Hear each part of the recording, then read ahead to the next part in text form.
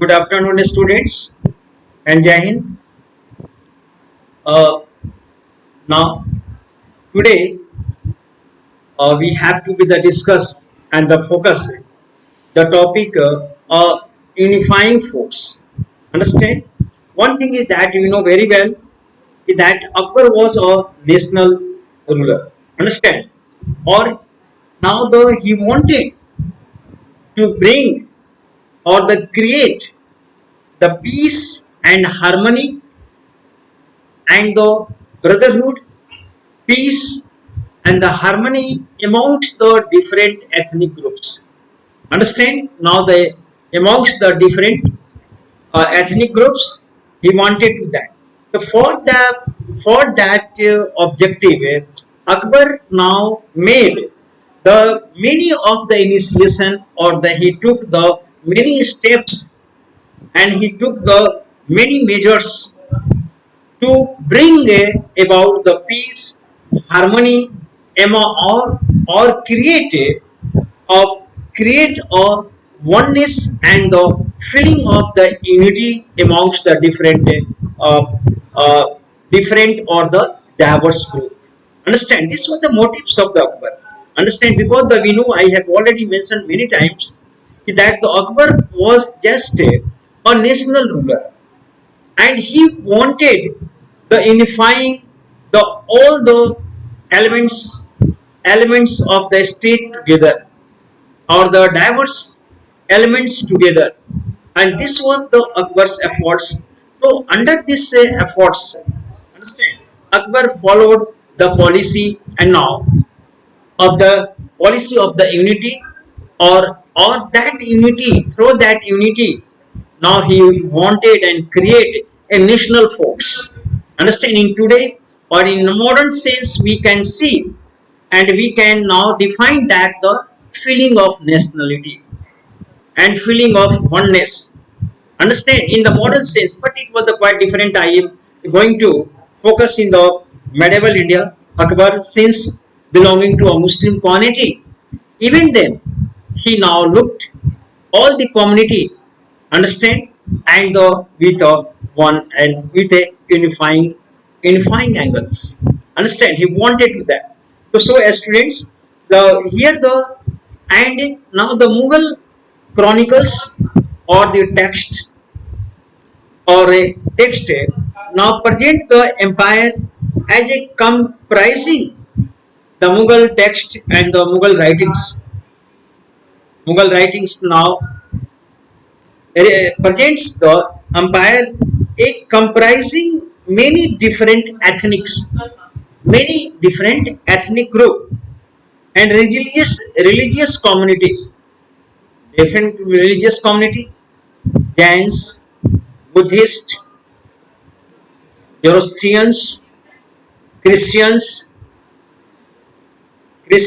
Jews, or Jews, Muslims, Hindus, understand, Turani, Irani, so many ethnic groups were also dominating and the else were the also part of the his vast empire.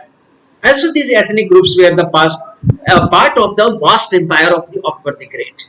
Understand? And the we know I have already mentioned that Akbar now wanted the assimilation of the different cultures, assimilation in architecture, assimilation or interaction in the language, interaction in the text or scriptures, interactions in the various groups, and that through that he wanted to create a synthesis culture, a synthesis, a culture, a different mixing culture, and that will form a national culture, reflecting a national culture and the having the or different that will look the different the India.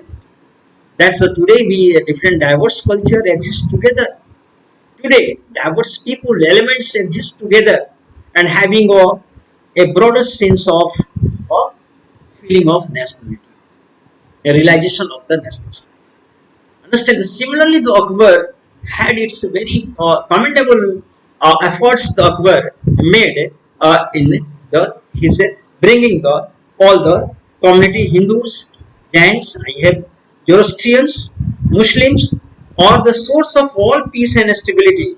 As a source of all peace and stability, emperor stood above all.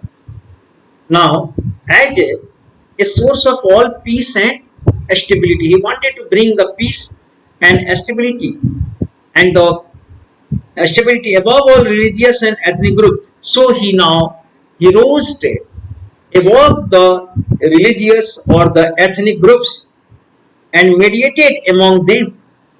Then he just worked as a to chain to bring and to fit all the cultures together.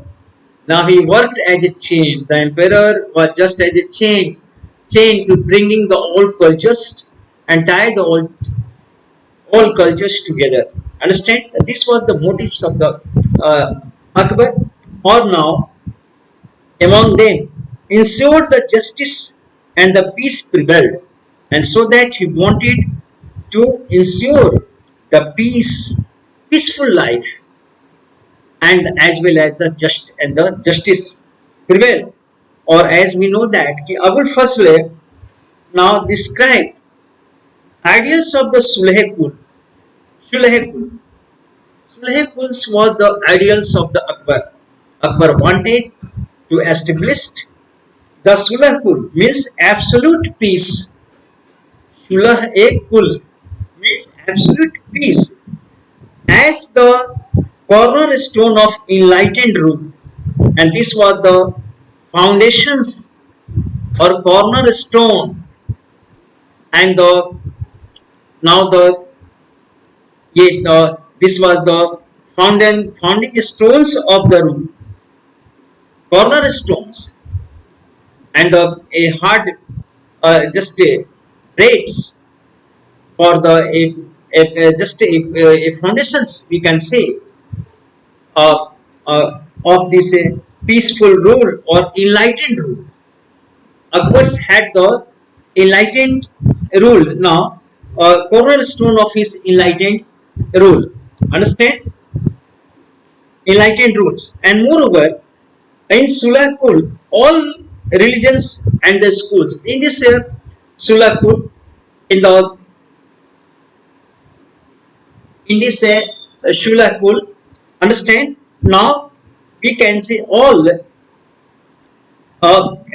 Sulakul, okay, all religions means Jains, Hindus, Zoroastrians, Christians, and schools of thought had freedom of expression, and means that all religious group, whatsoever their religion, had the freedom of expression.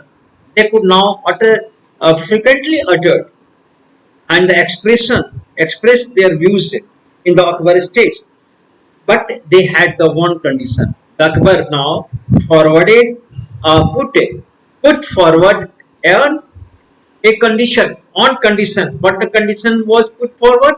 Understand? The conditions were that they didn't undermine the authority of the state.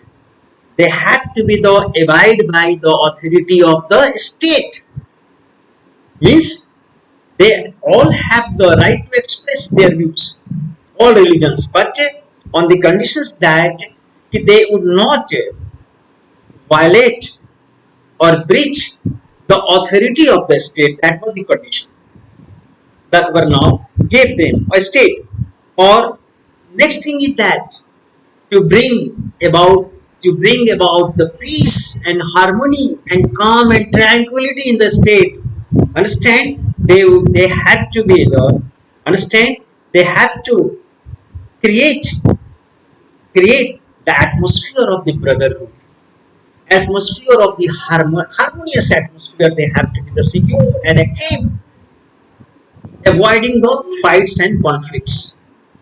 So the Akbar wanted a state freedom of expression, a state like a freedom of expression and the freedom or the but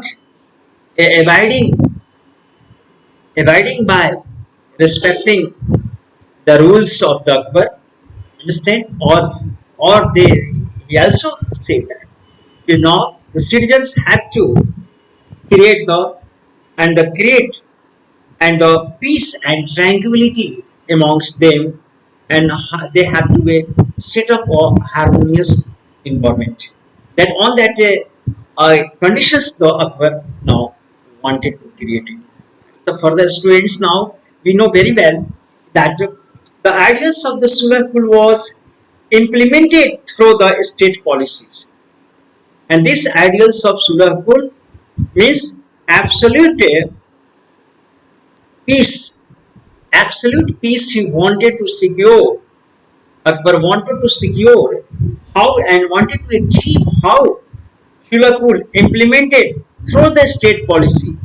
He now implemented the policy of Shulakul through the state policy, and the nobility under the Mughals was uh, the nobility under the Mughals. Understand? Because he wanted to create the harmony among the different diverse group, ethnic diverse groups. For that, to secure, he now implemented his the views and the ideals of the Sulhul in the administration.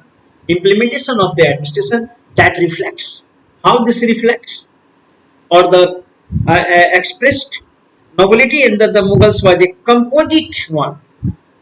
Means all ethnic groups were taken into the service, and the administration comprising his now his now nobility or his administration was comprising of comprising of the Iranis, Turanis, Afghans, Rajputs, and the Deccanis, all of whom were given position and given the position in his administration. All were given their positions in the administration of the Akbar, and moreover, and the awards purely on the position, and as well as the awards purely on the basis of their service, on the basis of their devotion and dedications, and moreover, now loyalty to the king, as they expressed the loyalty to the king, to the state, they were awarded. Understand? So now on that basis, on their basis of the service, on the basis of their dedication and devotions to the state service, Akbar now awarded them on the basis of their loyalty as much as they expressed towards the emperor and towards the state, we can say. And the moreover, the further Akbar's abolished the tax on the pilgrims. Now one thing is that Akbar was very liberal. Now no, Akbar born in a Hindu's palace. Understand? While when the Humayun was exiled and just roaming as a refugee, understand? He was sheltered, given the refuge, understand? Given the shelter in the Rajput's palace, where the Akbar born. Understand? To show on the Akbar personality, there was a much impact of the Hinduism, and moreover, upon him, he was much impact, or he much influenced by the Sufi thoughts which now influenced the Akbar. And the moreover, the Akbar being influenced by the liberal ideas, understand? Liberal ideas. He now, first of all, in 1563, now he abolished the jizya. First time. Before that, the jizya was taxed upon, particularly on the Hindus, upon the non-Muslims. Understand? Or we can say upon the Jimmis. Jizya was imposed upon. Understand? Or as a second grade citizens, those Hindus who were living under the Islamic State, non-Muslims or the Jimmi, so they were supposed to be the second grade citizen, or in lieu of the providing them the protection of their jaan and their mal, means that their life and the wealth. In lieu of that, okay, they had to be the pay the jizya and the tax to the state, Muslim Islamic states. But the Akbar now, the first initiation he took, he removed it, abolished completely the jizya, the discriminating or the now a very penning for the Hindus. He now abolished. He pleased the Hindu now first of all. Second, in the jizya or 1564, two were the base on as well as the pilgrims tax. Before the Akbar, understand, the Hindus had to pay the Islamic state during the Sultanate period, and then after the uh, Babur and sometimes the Humayun some years, then Akbar came. So the Hindu had to be now the pay off had to pay off the pilgrims taxes imposed. So he abolished the pilgrims taxes. Akbar completely pilgrim, or this was the done in the 1564. Okay, so the two tax that was the very much penning for or the discriminating the Hindus, that was the abolished. So the displeased the Hindu and based a religious discrimination. It was the based completely on the religious discrimination. Akbar now abolished. Further, students, instructions were sent to officers. Now the instructions were sent to the officers of the empire to follow the precept. Now he issued the royal orders to be followed by the subordinate officers of the empire to follow the precept of the Sulhul in administration. Precept of the Sulhul in administration means the peace and the harmony, absolute peace, and the room for a space for the everyone in the administration. Whosoever belonging to the any community didn't matter. Understand? So the students, the Akbar here, and all Mughal emperors gave grants to the support, the building or the now moreover, or the maintenance of the places of the worship. All Mughal emperors gave grants to the support, the building and the maintenance of the places of the worship. They now made the donation or the charity with all emperors, right from the Akbar, Jahangir and Shah Jahan followed his policy. But the Aurangzeb now deposed his most of the policy, and that is why Aurangzeb had to face the rebellions from all quarters.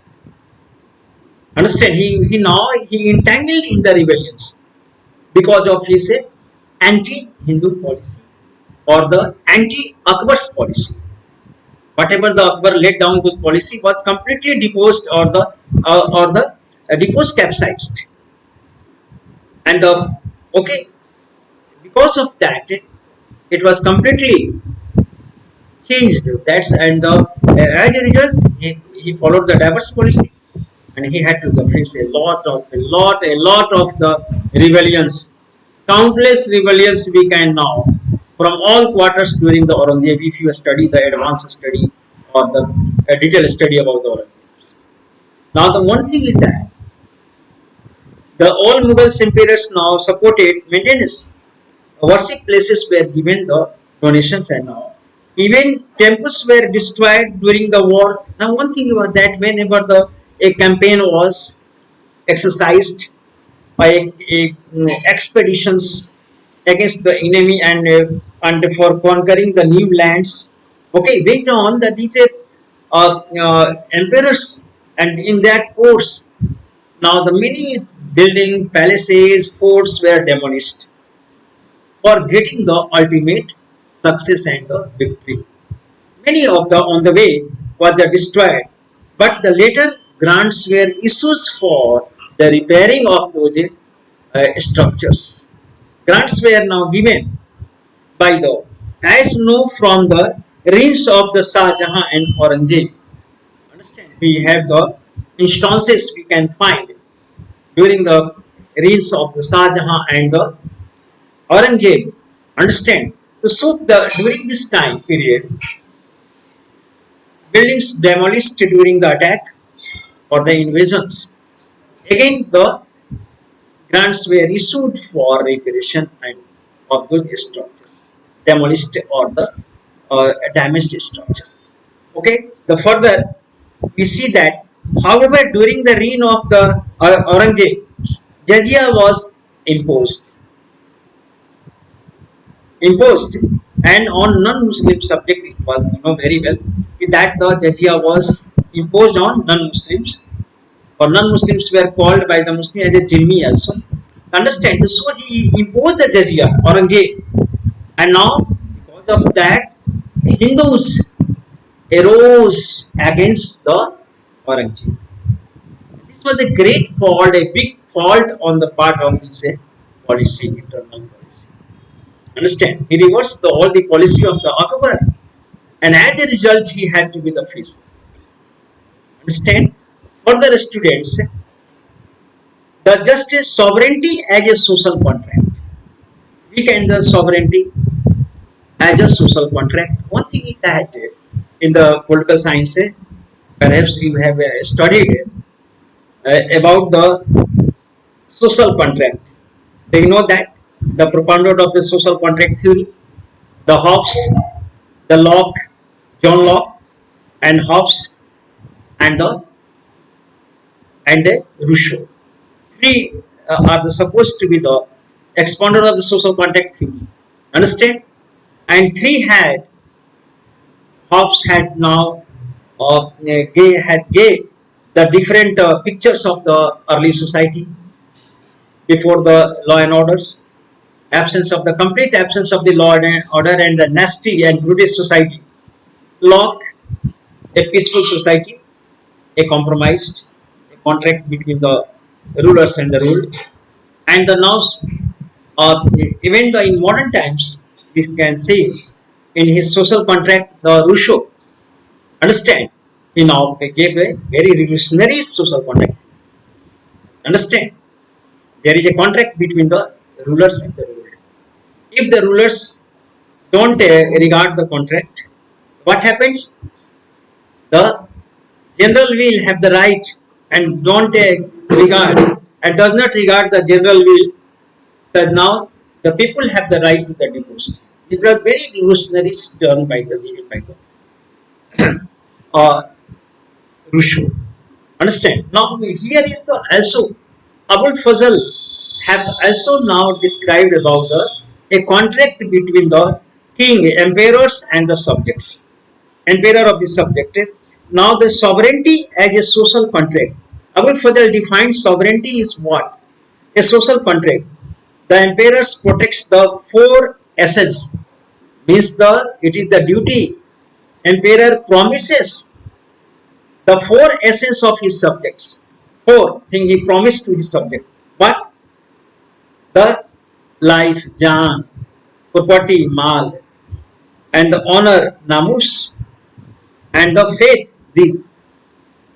the four property. Understand? The four emperor essence of the his subject he promised to protect. Jaan, mal, namus, or deen. Four. That is the promise given by the sovereign, by the emperor to his subjects. And on the other hand, what he now the contract happens from both sides. Now, understand? And now this was on from the emperor sides, and now what emperors expects, sovereign expects from the citizens. The sovereign expects from the citizens. In return, demands obedience, abide by the rules. Second, share of the resources means tax. Whatever the you raise and living under a sovereign state, they will have to pay the tax. Okay, that makes the financial strength of the state, and through that tax, states runs and governs. Understand? This is the two things. One, obedience. Second, taxpayer. The two conditions they have to be the following. Only just sovereign were thought to be the able to honor the contract with the power and the divine guidance. Only the just sovereign could now sovereigns were thought to be able to honor only just a judicious sovereign the thought to be the able to honor the contract with power and the divine guidance and the divine guidance. Only the just a judicious emperor can honor the contract with the power and the divine guidance. The divine from the God guidance from the and the as well as the able to the honor the contract. Only the justice. So the Mughals were the much divinity and they were imbibed with the divinity. So and the justice. That's why this contract was. Next, a number of symbols were created for visual representation for the justice or ideal of the justice, which came to be the stand for highest values. Now the justice was the highest value. We know that of the Jahangir he had now set a chain of justice. Whosoever wanted the urgent justice, immediate justice, had to be the pull the chain of the veil of the justice, and the emperors was ready immediately for dispensing the justice to that sufferer. Understand? And now here, the Mughals were known for a justice, great justice. Highest virtue of Mughal monarchy. It was the virtue, the quality of the Mughals monarch. They ruled at the point of the justice. One of the favorite symbols used by the artist was the motifs of the lion and the lamb was together, sitting together. Lions and lamb are cows are sitting together.